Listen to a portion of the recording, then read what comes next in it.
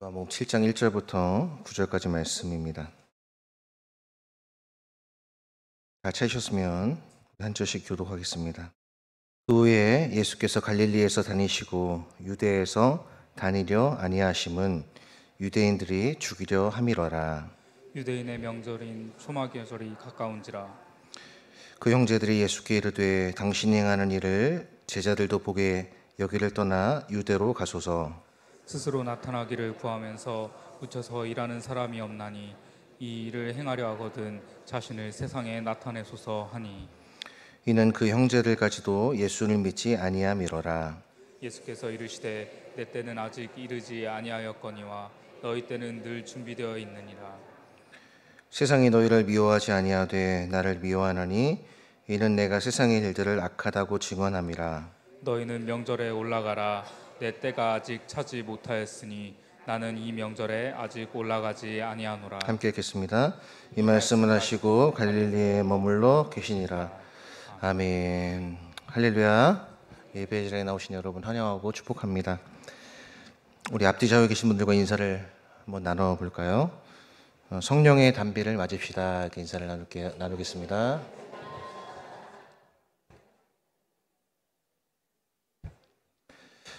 우리는 지난주의 말씀을 통해서 영생의 말씀이 주님께 있습니다 라는 제목으로 함께 살펴보았습니다. 지난주의 말씀을 통해서 유대인 무리도 예수님을 떠나가고 제자들 중에 많은 무리도 예수님을 떠나갔다고 성경이 기록을 하고 있습니다. 이때 누가 등장을 하고 있냐면 예수님의 형제들이 등장을 하고 있습니다. 오늘 1절 말씀을 보시면 그 후에 예수께서 갈릴리에서 다니시고 유대에서 다니려 아니하심은 유대인들이 죽이려 함이러라. 쉽게 얘기해서 갈릴리는 어디냐면 촌동네입니다. 촌동네. 그리고 유대는 대도시를 의미하고 있는 것이죠. 예수님께서 지금 갈릴리에서만 활동하고 계신 이유는 무엇 때문이냐면 오늘 1절의 기록에 따르면 유대인들이 죽이려고 하기 때문에 갈릴리에서만 활동하고 계시다고 성경이 기록을 하고 있습니다. 그렇다면 예수님이 단순히 죽음 그리고 유대인들의 위협이 너무나 두려워서 유대로 올라가시지 않고 계신 것은 아닙니다. 예수님께서 오늘 본문에서 무엇이라고 말씀하고 계십니까?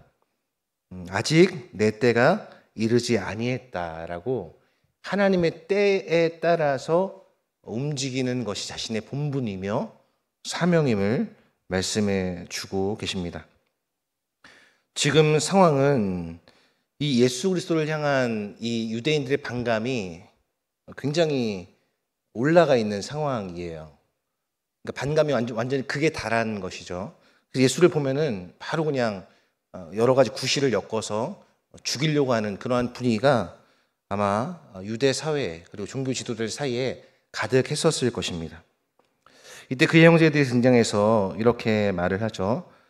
이제 초막절이 가까웠다라고 오늘 2절에서 말씀하고 있는데 이 초막절은 유대인들이 지켜야 하는 3대 절기 중에 하나입니다. 장막절이라고도 하는데요.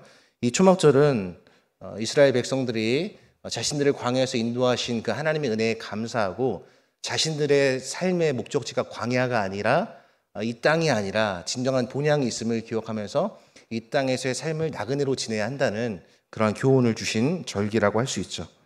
이 절기가 가까우니까 이 절기에 맞춰서 각각 흩어져 있던 많은 유대인들이 이제 막 유대로 몰려들기 시작하는 것입니다. 그래서 형제들이 예수님께 이렇게 말을 하죠. 당신이 행하는 일을 제자들도 보게 여기를 떠나 유대로 가소서. 이 갈릴리 촌구석에서 묻혀서 그냥 지내시지 말고 좀 더 넓은 무대로, 좀 더 중앙 무대로, 좀 더 많은 사람들의 시선과 많은 사람들이 당신이 행하는 일을 볼 수 있도록 숨어서 지내지 말고 초막절이 됐으니까 이 기회를 틈타서 올라가세요 라고 형제들이 예수님에게 말하고 있는 것입니다. 굉장히 선의에 가득한 말 같죠. 여러분, 우리나라 말에 이제 그런 말이 있습니다. 말이 태어나면 어디로 보내라고 하죠? 제주도로 보내고. 사람은 태어나면 어디로 보내라고요? 서울로 보내라고. 그 말이 상당히 일리 있는 말입니다. 그래서 오늘날 우리나라의 가장 큰 문제가 무엇이냐면 수도권 집중 현상입니다. 수도권에 다 거기에 온갖 인프라도 모여 있고 사람들도 몰려 있고 자원도 몰려 있고 모든 것이 다 거기에 집중되어 있기 때문에 지금 우리나라 이렇게 여러 가지 어려움과 문제에 처하게 된 것이라고 많은 사람들이 지적을 하고 있습니다. 어떻게 보면 굉장히 선한 의도와 선한 마음을 가지고 예수님의 형제들이 얘기를 한 거죠. 이왕 여러 가지 일을 나타내시려거든 여기 갈릴리 총구석에서 나타내지 마시고 좀 더 많은 사람들이 모여드는 이 초막절에 유대로 올라가서 그렇게 행하십시오라고 얘기를 하고 있습니다. 그러면서 4절 말씀을 보시면 이렇게 기록을 하고 있습니다. 우리 4절 말씀을 같이 한번 읽어볼까요? 스스로 나타나기를 구하면서 묻혀서 일하는 사람이 없나니 이 일을 행하려 하거든 자신을 세상에 나타내소서 하니. 형제들은 지금 예수님을 자꾸 이렇게 추켜 세우고 있는 거예요. 네. 중앙부대로 진출하셔야죠. 여기 지방에 있는 것이 아니라 좀 더 많은 사람들 앞에서 당신이 행하는 놀라운 기적들을 다른 사람도 보게 해야 하지 않겠습니까? 라고 굉장히 선한 의도로 이야기를 하는 것 같아요. 그런데 오늘 5절 말씀에 보니까 뭐라고 말씀하고 있냐면 이는 그 형제들까지도 예수를 믿지 아니했다라고 기록을 하고 있습니다. 한 뱃속에서 나온 형제들도요. 누구는 신앙생활을 하고 누구는 신앙생활을 안 하는 그런 경우들이 있습니다. 한 배에서 여러 형제들이 나와도요. 성격과 기질이 다 다르고 자신이 살아온 삶의 결이 같지 않다는 것을 우리는 경험적으로 알 수 있습니다. 마찬가지로 예수님의 형제들 역시 마찬가지였습니다. 한 배에서 나왔지만 전혀 다른 불신앙으로 가득 찬 형제들의 모습을 지금 요한은 지적을 하고 있는 것입니다.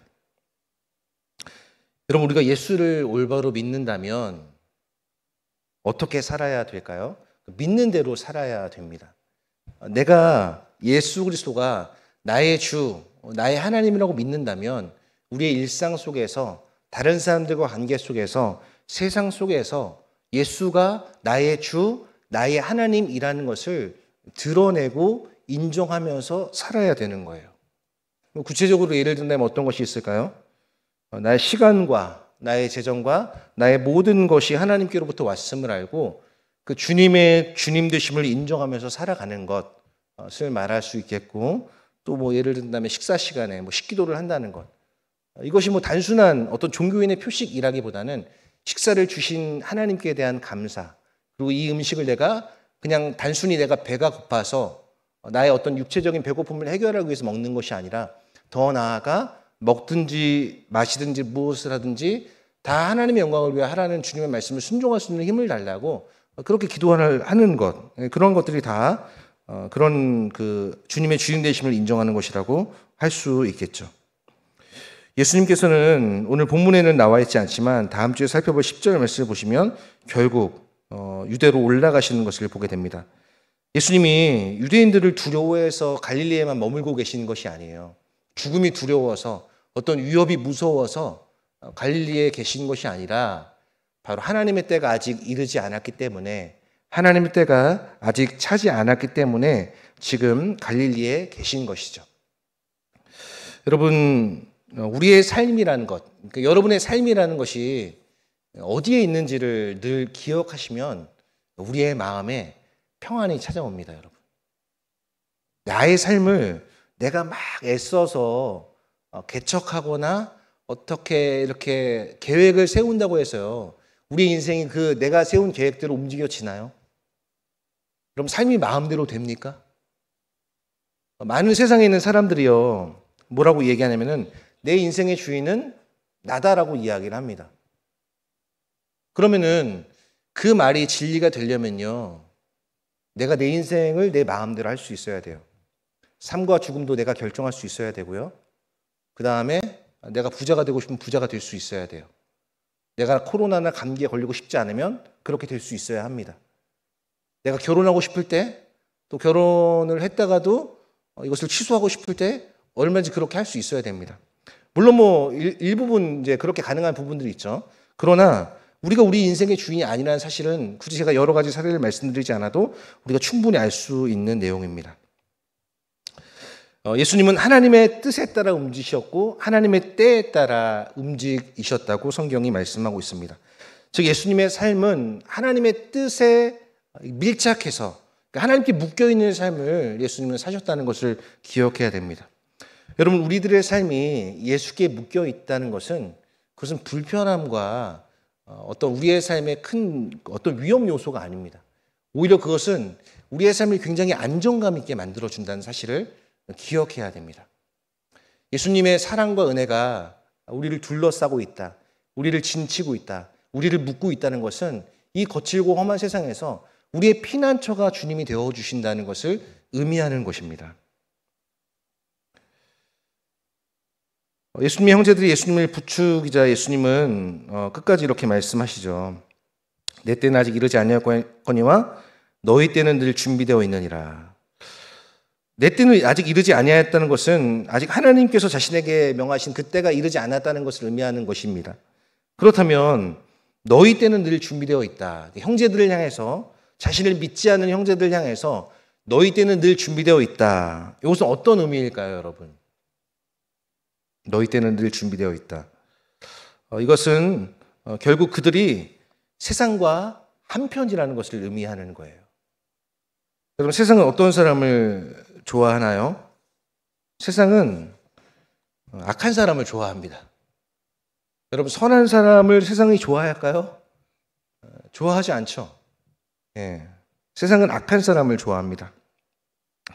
지금 예수님께서 너희들의 때는 늘 준비되었다라고 말씀하시는 이유는 세상이 그 예수의 형제들, 지금 예수님을 믿지도 않고 자꾸 예수님을 오해해서 중앙무대로 진출하라라는 이 말을 한 형제들은 세상이 너희들을 미워할 가능성이 없다는 말입니다.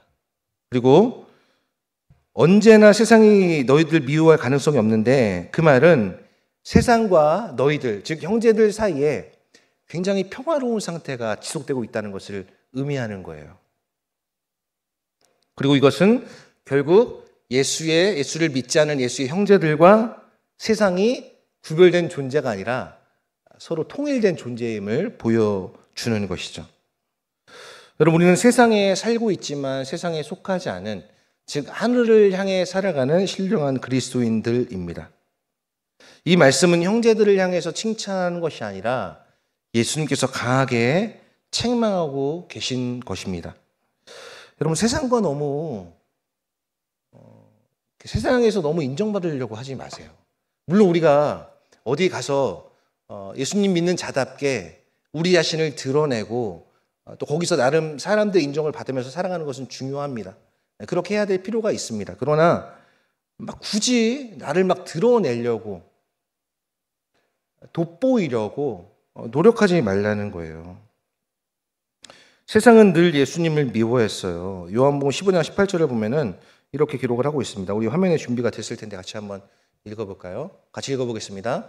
세상이 너희를 미워하면 너희보다 먼저 나를 미워한 줄을 알라. 세상은 예수님을 향해서 늘 미워했어요. 과거에도 그랬고 지금도 그렇고 앞으로도 그럴 것입니다. 야고보서 4장 4절은 세상과 착한 이들을 향해서 이렇게 기록을 하고 있습니다. 함께 읽겠습니다. 가늠한 여인들아, 세상과 벗된 것이 하나님과 원수됨을 알지 못하느냐? 그런즉 누구든지 세상과 벗이 되고자 하는 자는 스스로 하나님과 원수 되는 것이니라. 여러분, 하나님과 원수가 되는 것은요, 세상과 짝하는 것이래요. 세상과 짝한다는 것은 결국 하나님과 원수된다는 것을 의미한다고 말씀합니다. 여러분, 세상에서 너무 인정받으려고 하지 마세요. 세상에서 너무 여러분 환대받으려고 하지 마세요. 우리는 세상을 늘 낯설게 여겨야 됩니다. 어제도 오늘도 내일도 주님 오시는 그날까지 세상을 살아갈 때는 낯선 자같이 그렇게 살아가야 하고, 본향을 향해서는 친숙한 자같이 그렇게 살아가야 함을 말씀해 주고 있는 거예요.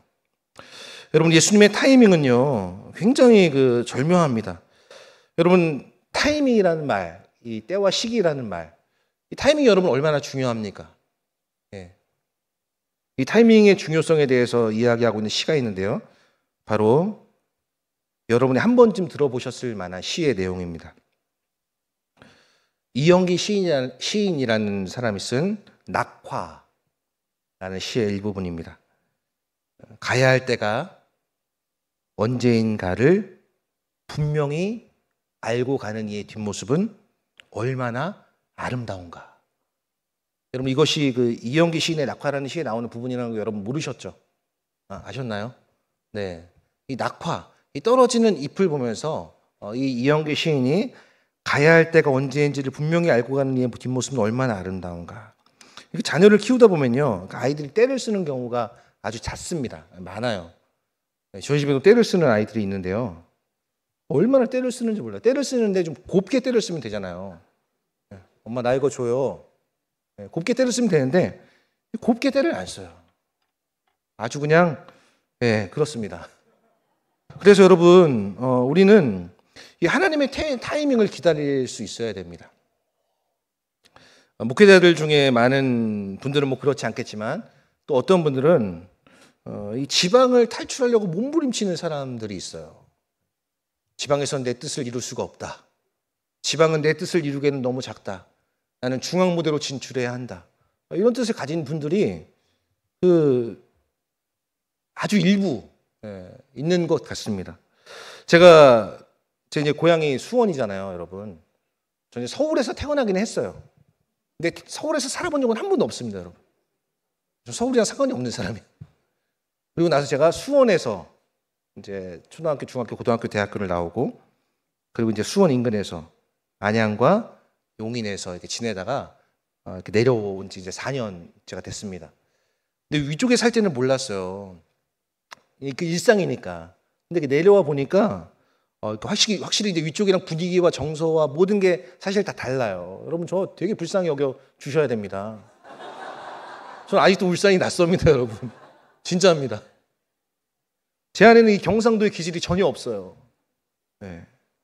불쌍히 여겨주세요, 여러분. 여러분들이 그런 말씀을 하시더라고요. 제가 이제 울산으로 내려간다고 얘기를 딱 했을 때 어떤 목사님이 저를 아끼는 마음으로 그런 말씀 하시는 거예요. 목사님, 그 내려가면 못 올라와요. 저한테. 제가 그때 용인에 있었으니까 밑으로 내려가면 못 올라온다는 거예요. 제가 이제 그랬습니다.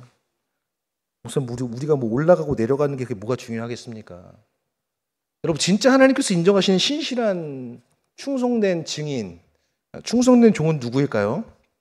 그건 지방이든 산골짜기든 시골교회든 농촌교회든 대도시의 메가처치든 간에 자기 있는 자리에서 하나님을 경외하고 기뻐하고 하나님의 말씀을 자신의 삶에 이루기 위해서 자신을 부인하는 사람, 그리고 자신에게 맡겨주신 이 주님의 양떼들을 주님의 사랑과 섬김으로 목양하는 자야말로 진정한 하나님 인정하시는 신실한 일꾼일 거예요. 그런데 많은 사람들은 그렇게 생각하지 않아요. 지방에서 사역하면 뭔가 좀 결격 사유가 있고, 뭐가 조금 뭔가 이렇게 좀 어빌리티나 능력이 좀 되지 않아서 지방으로 마치 유배 간 것처럼 그렇게 생각하는 사람들이 오늘도 많이 있어요. 그리고 지방에 서울로 올라가면은 역시 저 사람은 여기서 고인물로 있을 사람이 아니었어라고 그 사람을 뭔가 다른 시선으로 보는 그런 시선이 여전히 우리 주변에 많이 있습니다. 여러분, 그것이 다 옳은 것은 아니에요. 물론 그런 것도 있을 수 있겠지만 그렇습니다. 요한일서 5장 19절은 이렇게 기록을 하고 있습니다. 또 아는 것은 우리는 하나님께 속하고 온 세상은 악한 자 안에 처한 것이며 라고 기록을 하고 있어요. 여러분, 세상에 속한 사람들의 말을 누가 잘 듣냐면 세상에 있는 사람들이 잘 들어요. 그래서 요한일서 4장 5절을 보면 이렇게 기록을 하고 있습니다. 그들은 세상에 속한 거로 세상에 속한 말을 하며 세상이 그들의 말을 듣느니라. 여러분, 어떻게 보면 세상이 우리 말을 듣지 않는 것은요, 우리가 세상에 속하지 않았다는 증거일 수 있어요. 우리가 하늘에 속한 사람이기 때문에 우리가 수요일에 나가 전도하면 여러분, 세상이 우리 말을 듣습니까? 안 들어요. 왜요? 우리가 세상에 속하지 않았다는 것을 증명하기 때문에 그렇습니다. 세상에 속한 형제들은 예수를 향하여 자신을 세상에 나타내고 드러내라고 세상에 속한 말을 지금 하고 있어요. 어쩌면 이것은 똑 닮은 우리들의 모습이 형제들의 모습 속에서 있는 것일 수 있습니다. 여러분, 자신을 드러내려고 높아지려고 해서도 안 되지만 그렇게 한다고 해서 되는 것도 아니에요. 사무엘상 2장 6절부터 7절 말씀입니다. 여호와는 주기도 하시고 살리기도 하시며 스올에 내리기도 하시고 거기에서 올리기도 하신도다. 여호와는 가난하게도 하시고 부하게도 하시며 낮추기도 하시고 높이기도 하신도다. 우리 인생의 처음과 끝, 우리 인생의 모든 삶의 계절들을 주관하시는 분은 내가 아니라 바로 우리 삶의 창조자요, 우리 인생의 주관자이신 하나님이 우리 인생을 낮추기도 하시고 높이기도 하신다고 성경은 말씀하고 있습니다. 사랑하는 여러분, 여러분들 지금 고난과 역경과 그다음 뭔가 일이 잘 되지 않는 것이 연속으로 있다고 해도 여러분 낙심할 필요가 없습니다. 또는 반대로 내가 손을 대는 일마다 잘 되고 건강하고 너무나 주변이 잘 돼가고 형통해 가고 있어요. 그런다고요, 여러분 교만해서도 안 되는 겁니다. 우리의 때는 늘 하나님의 손 안에 있다는 것을 기억하고 때가 이르면 너희를 높이시리라 라는 베드로전서 5장 7절의 말씀처럼 늘 하나님의 때를 우리들이 기억하면서 잠잠히 기다려야 하는 자세가 우리에게 필요한 것이죠. 예수님께서는 그렇게 자기에게 올라가라라는 형제들에 대한해 이렇게 말씀하십니다. 오늘 8절 말씀입니다. 너희는 명절에 올라가라. 내 때가 아직 차지 못하였으니 나는 이 명절에 아직 올라가지 아니하노라. 그렇게 말하는 너희나 올라가라. 나는 올라가지 않겠다. 나는 아직 하나님의 뜻을 행하기 위해서 여기 남아 있어야 한다라고 분명한 자신의 사명을 재차 말씀해 주고 계십니다. 단호한 모습을 보여주고 있죠. 유혹과 어떤 제한에도 흔들리지 않는 그러한 모습을 보여주고 있습니다. 예수님은 유대인의 위협도 두려워하지 않으시고 중앙무대로 진출하여 세속적인 출세에 열광하지도 않으셨습니다. 여러분 우직하다라는 말을 알고 계십니까? 우직하다. 저는 오늘 본문을 보면서 우리 그리스도인들 모습이 좀 우직해야 하지 않을까 그런 생각을 해보게 됐습니다. 우직하다라는 말 제가 사전을 찾아보니까 이렇게 나와 있어요. 첫 번째 의미는 별로 좋지가 않아요. 뭐냐면 어리석고 고지식하다. 이게 첫 번째 우직하다의 의미예요. 두 번째 의미는요. 이거보단 좋은데 꾀부리지 않고 묵묵히 맡은 일을 하는 태도가 있다. 이게 이제 우직하다라는 의미입니다. 저는 이 우직함을 떠올릴 때 어떤 게 떠오르냐면 소가 떠올라요. 소 얼마나 여러분 미련합니까? 얼마나 근데 또 순박해요. 또 얼마나 우직합니까, 여러분? 네. 그리고 굉장히 근면하죠, 소는. 또 이제 부정적인 의미는 고집스럽고 아둔하고 미련한 게 소라고 할 수 있어요. 고려 시대에 이방원이라는 사람이랑 정몽주라는 사람이 있었습니다. 이방원이라는 사람과 이 정몽주라는 사람이 선주교라는 데서 서로 시조를 나누면서 이제 얘기를 하는데요. 한번 잘 들어보시기 바랍니다. 이방원이라는 사람이 쓴 하여갑니다. 이런들을 어떠하며 저런들 어떠하리. 만수산 드렁치기 얽혀진들을 어떠하리. 우리도 이같이 얽혀져 100년까지 누리리라. 이것의 해설입니다. 해설. 고려 왕조면 어떻고 새 왕조면 어떻습니까? 왕조의 계보가 달라진들 새 왕조가 들어선들 어떻습니까? 우리도 이 세태에 몸을 맡기고 오랫동안 누립시다. 이게 이방원이 쓴 하여가의 내용이에요. 그런데 이 시를 하니까 답가로 정몽주가 단심가를 부릅니다. 그 내용은 이렇습니다.